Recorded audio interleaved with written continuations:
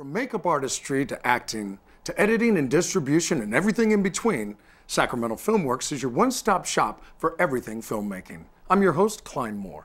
And I'm your co-host, Kenesha Allen. Sit tight because up next we're going to show you how to put the right camera in action.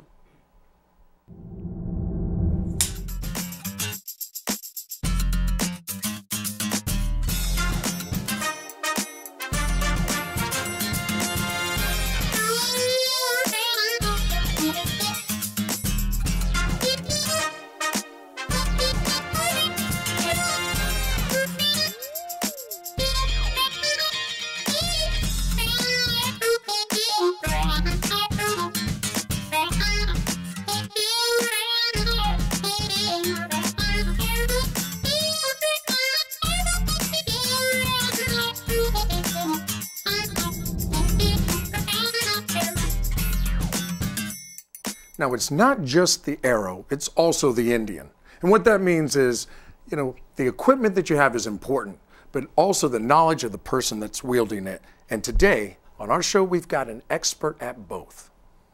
And now he's teaching the next generation of camera operators how to use the next generation of camera equipment. We'd like to welcome Mr. Gary Martin to our show. Today, we're going to learn a little bit more about his career and about some of the more popular cameras being used in today's films. Well, welcome.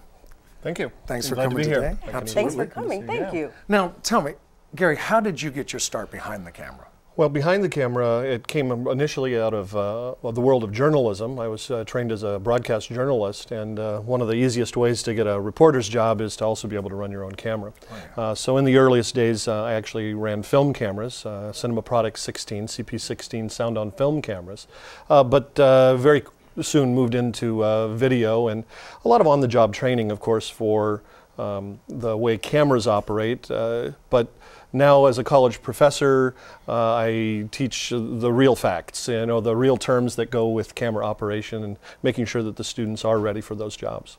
Fantastic. And you've started a long time ago, up until now. How have cameras changed? Well, I think they've changed in a variety of ways. Most importantly, perhaps they're better in quality. They're easier to operate. Generally, they are smaller and less expensive. Now, as you look at the cameras that we're going to go to here, you're going to find that some are going to seem relatively expensive to you, and we're going to show you some that are actually really expensive. But when you get right down to it, better quality and lower cost is really the name of the game, both in broadcasting as well as for the consumer. Well, let's jump right in and talk to us a little bit about what we have here today. Okay. Well, I think the video camera that most people are more familiar with would be something like this, as a small kind of handy cam type of camera operation, something that you're used to seeing what people used to call video cams or camcorders. We're going to see this Christmas morning, right? Sure, yeah, right. Just a family. and the camcorder, which was relatively small, had a tape in it and allowed you to record. Well, now those recording systems are SDHC digital cards that just slide in to the side of the camera, and you shoot directly onto a digital media. So these are digital cameras. And actually, this is probably a little bit larger than most handy cams that you might go into a consumer electronics store to buy. This camera runs about $2,000, and it's relatively expensive on the consumer side. But there are many people who will buy and spend that much money easily for a snapshot camera, and so to spend it on a video camera is just as appropriate as well. Okay. Now, a lot of news stations actually use those cameras too now because they've got the reporters who are shooting their own video. No question that even these smaller cameras with the side lenses, as soon as you begin to add professional audio hookups like this, this is called an XLR audio connection. As soon as you're able to put a professional level audio connection onto your camera, at that point you're broadcast quality.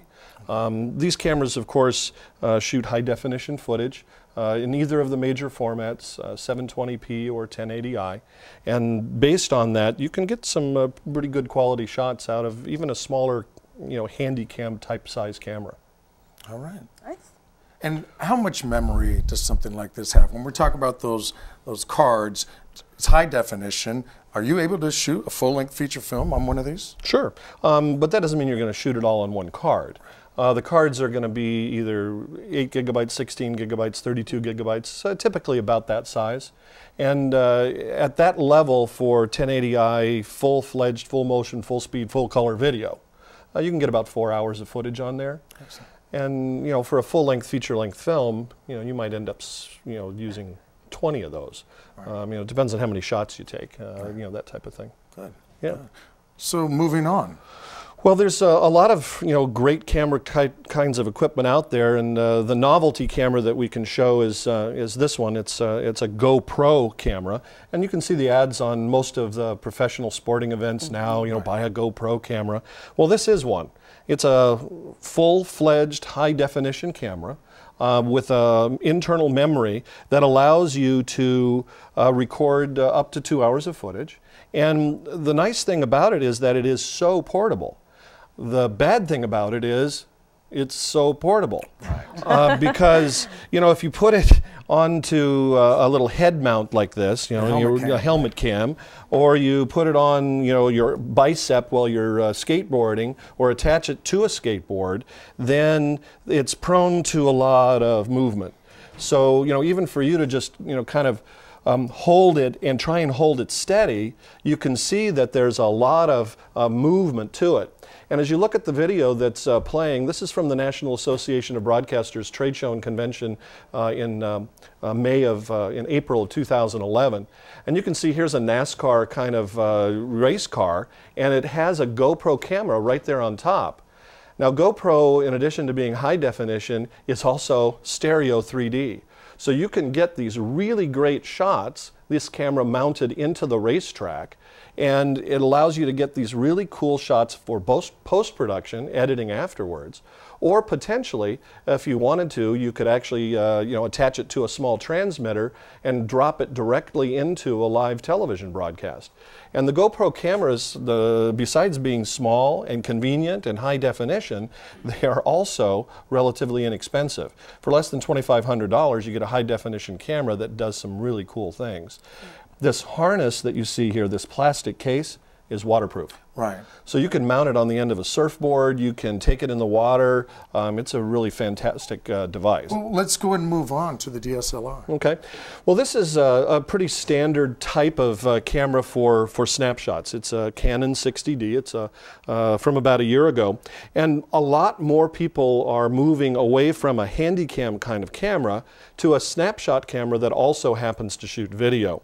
And it's high definition video. It's high quality video. And because we're so familiar with kind of operating these, it's nice to be able to also shoot video with it.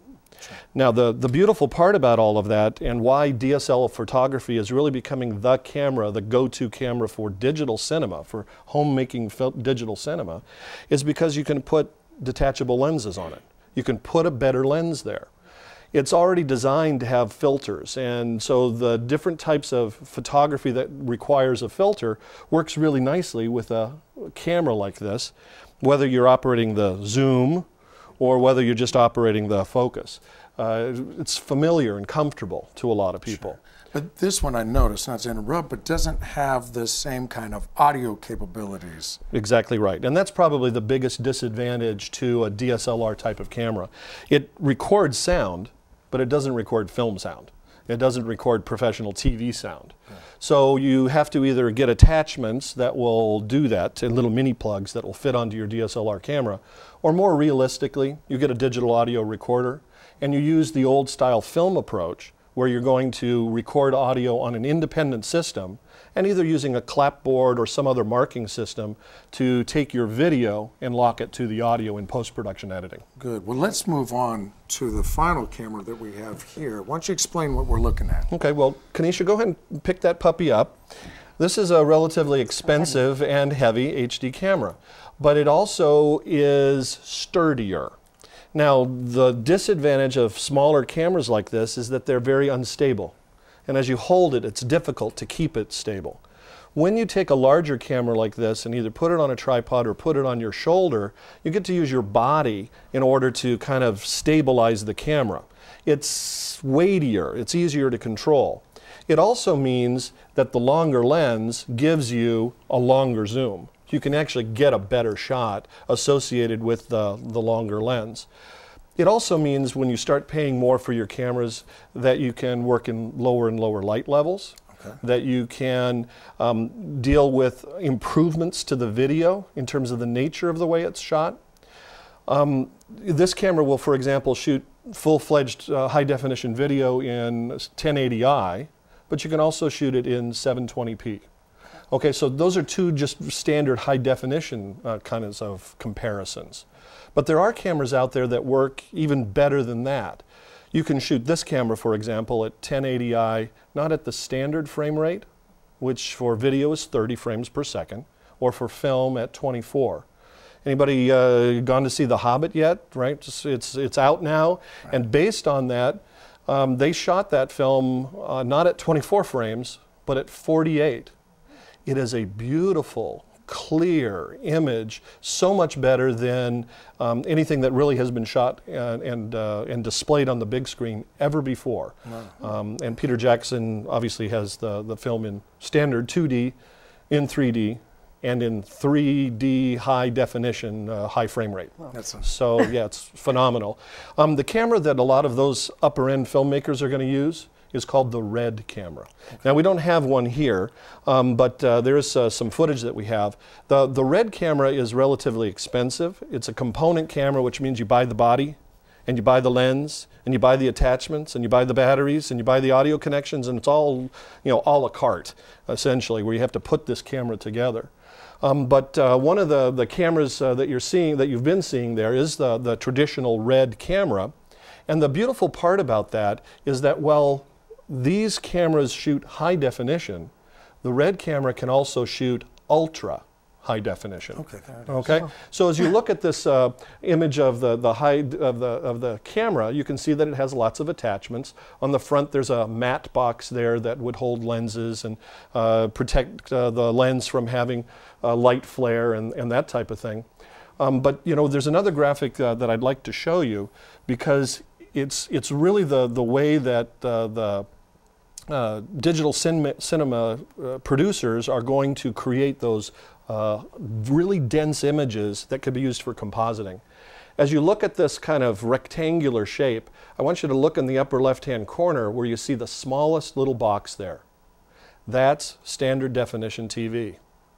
And the next box up is 720p, and the box that's third out is 1080i. So those are just your standard high definition images. You get that third box, and that's how much digital imaging that's available. Well, notice now that with the RED camera and other cameras, you can move out to 2K, 3K, 4K, and 5K images. And actually there's a RED camera now that is 9K. Well, what does that mean? Well, if you took standard definition and you say that there are 640 dots across the screen, well, you get 1080 when you go to high definition. And then you go to 2K, 3K, 4K, up to 9,000 dots across the screen. And in order to create an image, for example, of a plane coming through the sky, and you want to zoom in on the cockpit, well, it used to be that you'd have to shoot it in high definition or in film, and then do a composited animation that would bring you into the cockpit. Now you can just go with one. Well, now you shoot in 9K, and you digitally zoom right into a high definition image that's still full resolution. And it's a beautiful way to capture a real shot without having to go CGI. Excellent. Well, that's a lot to take in, and we'll be back after a short break with Sacramento Filmworks and more with our guest, Gary Martin.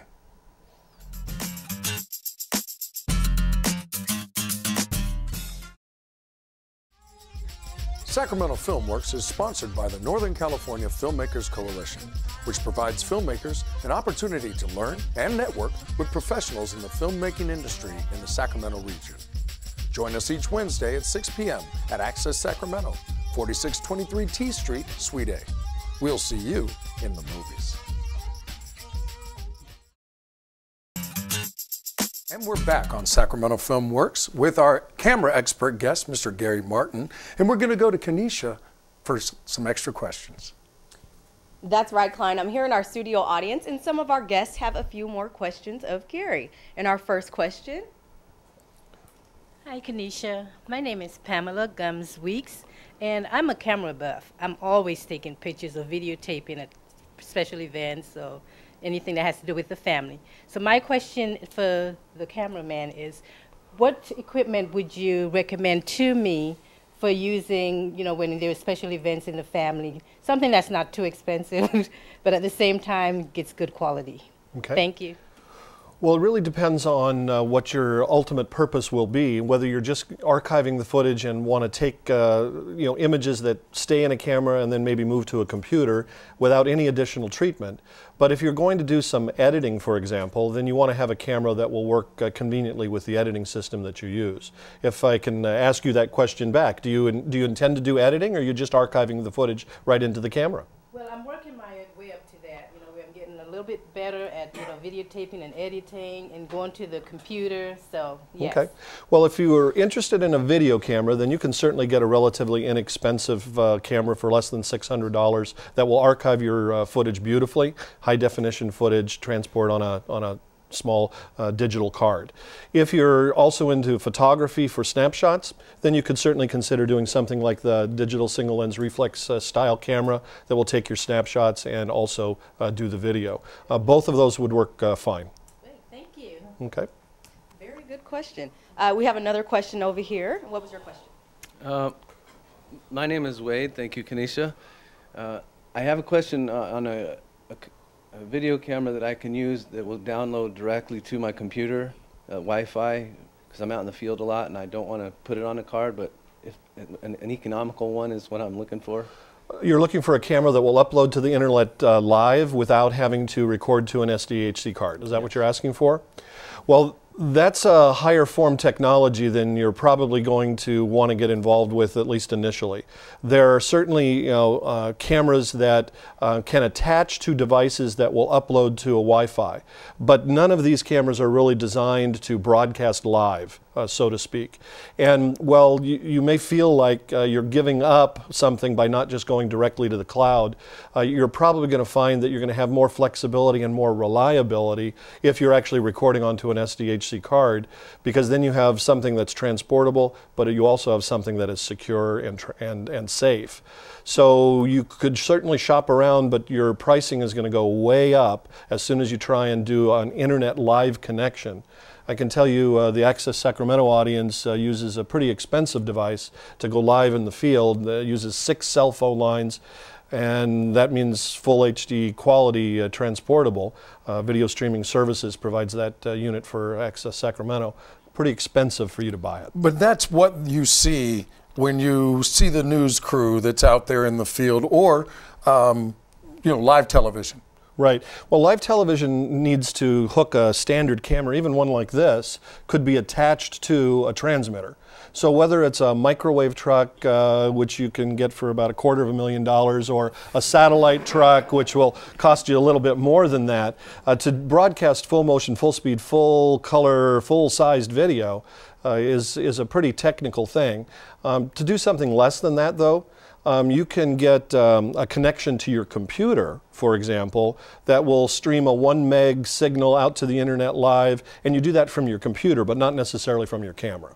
Thank you very much. Okay. I have a question for you, Gary. Out of the cameras up here, which is your favorite? Favorite? Well, I can tell you that the one that I use probably for family events as opposed to production events is something like this. It has the correct audio connections if I want to do an interview. I'm not going to handhold this camera typically. You certainly could. If I want to handhold it, I can do that. It has a little monitor out here, and I can operate the zoom and all that. But it gives me the audio connections that I want, and it's not as heavy as some of the production cameras. And even when you're going to put it on a tripod, you get a good, solid, stable image. I'm not very much for the Too Fast, Too Furious Tokyo Drift whip cam look. So you don't have the GoPro attached to your skateboard? No, I do not. Okay. Now all of these cameras, these latest generation, have that little button though you can push that help you steady cam. Sure. And is that software? What is that? What's going on with that? Well, actually, it's a trick inside the camera. It's called an ESS, or an electronic stabilization system. If you want to think about old style photography, hitting film, a target inside the camera, well, that's what's happening inside these cameras too. There's a little target where the light focuses in on that circuit. Well, what it happens is when it hits that circuit, that the electronic stabilization cheats. And it says, well, I'm going to take this much, a little bit smaller, and I'm going to create a floating window in that target. So as you move the camera, that window will remain stable. But then it pushes it out to make it full size. And when you do that, you lose resolution. You're making those pixels, you're not using them all now. You're forcing them to appear bigger on the screen. So electronic stabilization is a cheater's way of getting a stable shot, but it's easier to spend $45 and buy a tripod. Excellent. And our next question comes from Miss Joni Stewart. What was your question? My question is, I'm really an amateur with cameras, and when I get the instruction books, I just can't get through it, and so I've got a collection of cameras that I can't use. Is there any place in Sacramento where you can go and get hands-on instructions, some classes or something? You bet, but I'm going to give you the secret initially. A camera like this has a button that's called full auto, fully automatic. So it's going to focus for you, it's going to color balance for you, and it's going to, as long as you point it, it's probably going to get you a pretty good shot. So find where that button is as an initial solution for, I can't work my camera. Find the full auto button. But if you're looking for training, you can certainly come here to Access Sacramento, because they'll teach you in weekend workshops how to operate your camera, how to shoot video better, and ultimately, if you take it to the next level, how to edit it and turn it into TV shows like Sacramento Filmworks. You can do a program at your home, edit it in your computer, and put it on Access Sacramento. But the other thing, if you're looking for college level classes, now you're looking at a 16-week training program. If you're looking for something more in-depth than that, college level, certainly where I work, Cosumnes River College, we have training and have students who don't necessarily want to move forward into a professional industry, such as yourself. They're just interested in taking better video and being able to edit it. So we teach them how to do that. If you want a 4-year degree, Art Institute in Sac State can help you.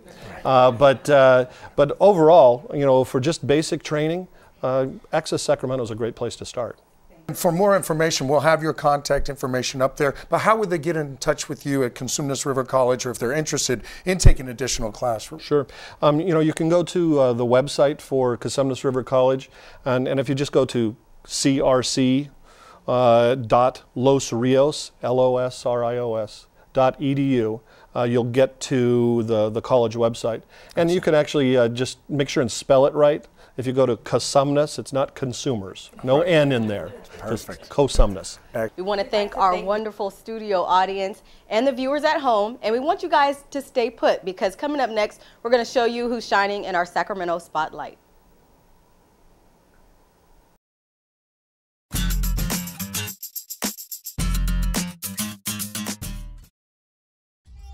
If you'd like to be a member of our studio audience, to meet and greet film industry professionals, visit our website at ncfc.tv.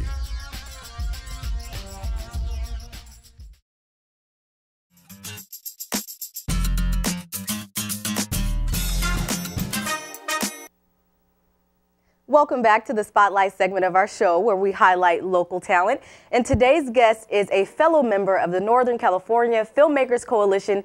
He's a black belt, a teacher, a mentor, and for the purposes of this show, he is a filmmaker who's working on a film called, now ladies, don't get mad, it's called Man's World. I'd like to welcome Mr. Delaire Doyle to the show.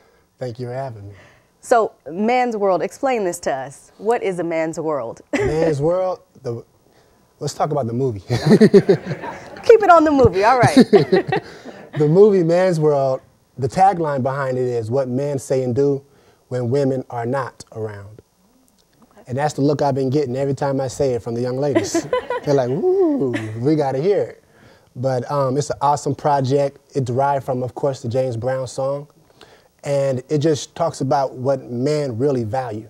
You know, the principles, self-discipline, self-esteem, integrity, those things that, you know, men may not show the young lady first off. You know, they may show their representative. But when they're around their friends, colleagues, it's a different story. So we're putting that on the big screen. How has it been being on both sides of the camera? It's like playing offense and defense. You know, free safety and quarterback. When the offense goes off, you stay on the field. Okay. Make sure they don't score. But I would say directing and acting, sometimes you have to have a good crew around you. People that would say, "Hey, Delaire, you're acting now. Stop directing. Stop looking at the camera." You know, so I had a good crew that worked with me and allowed me to realize that.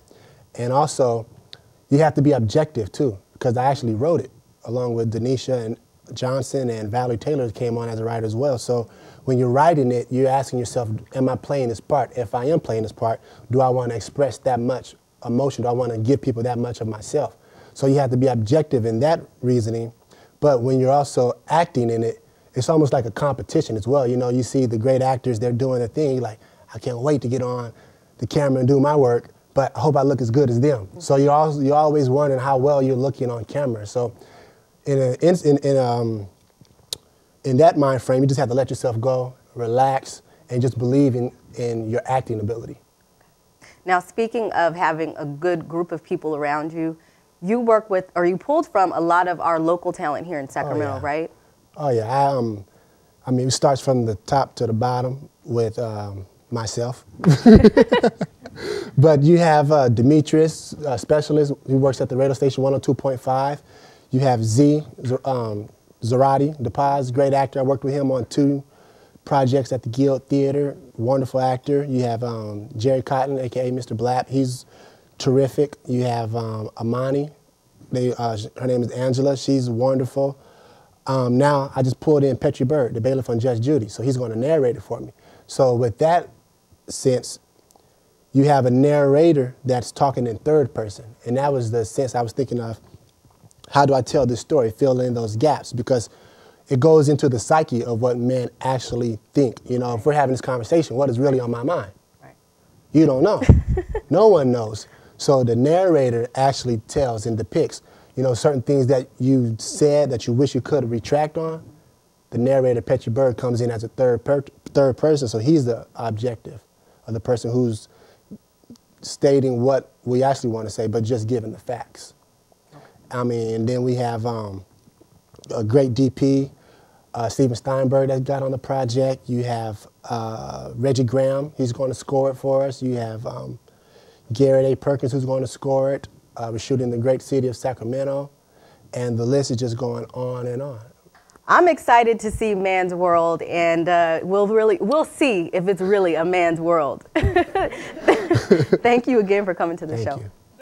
And that's our show for today. Sacramento Filmworks is brought to you by the Northern California Filmmakers Coalition in partnership with Access Sacramento. Thanks to all the listeners and watchers at home. My name is Klein Moore. And I'm Kenesha Allen, and you've been watching Sacramento Filmworks, where we show you how film works.